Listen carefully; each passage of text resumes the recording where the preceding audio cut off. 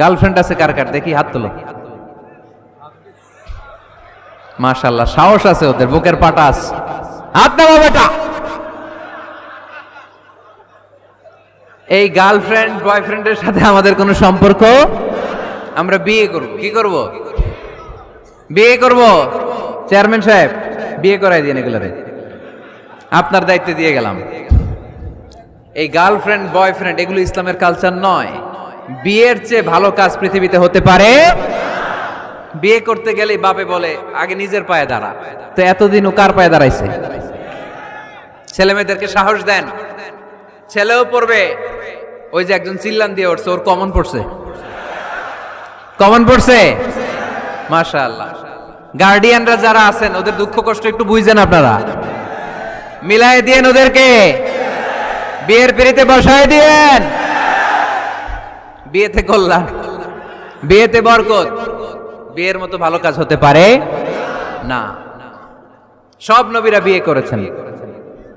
আর নিকাহ মিন সুন্নতি, বিয়ে আমার সুন্নাত।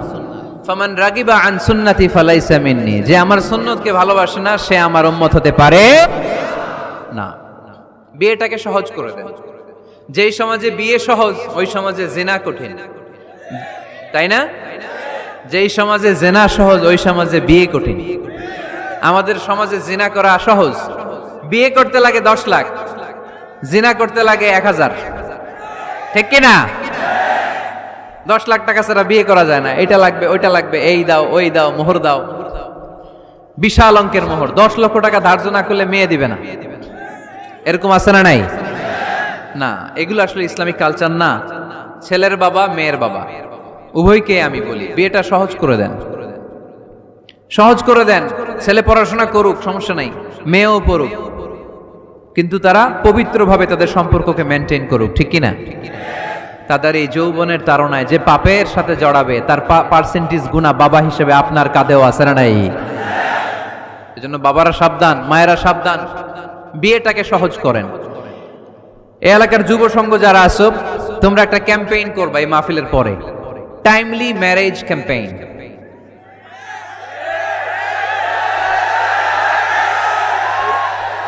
Timely marriage campaign. সময় মতো বিয়ে দিতে হবে, দেরি করা যাবে। বাপ মা বুঝে না, একজনকে হুজুর আব্বাই বুঝে না। গার্ডিয়ান যারা আছেন একটু সদয় হন।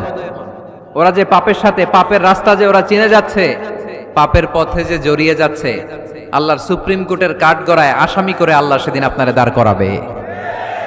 আল্লাযীনা হুম লিফুরুজিহিম হাফিজুন, দে গার্ড देयर প্রাইভেটস। মুকদ্দামাতুল হারামে হারাম, এট এ গ্ল্যান্স।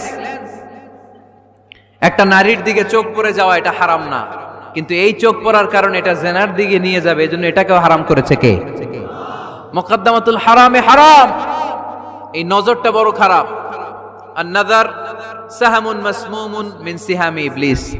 এই নজর হচ্ছে শয়তানের বিষ মাখানো তীরের মধ্য থেকে একটা ভয়ঙ্কর তীর।